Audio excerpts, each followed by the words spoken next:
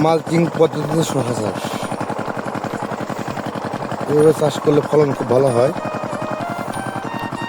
দেখেন প্রত্যেকটা গিটায় গিটায় শসার কলি।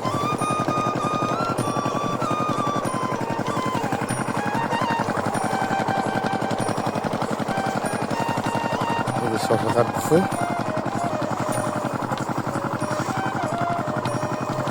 ভাবি ফলন কেমন হয়েছে? ফলন ভালো হয়েছে। দাম কেমন পাচ্ছেন? দাম মোটামুটি, দাম এখন কমে গেছে। কমে গেছে না? কদিন ভালো ছিল না? কদিন ভালো দাম ছিল। ও সাথে পাতাও কেটে দিচ্ছেন না? পাতাও কেটে দিতেছি, পাতা দেখা যায়।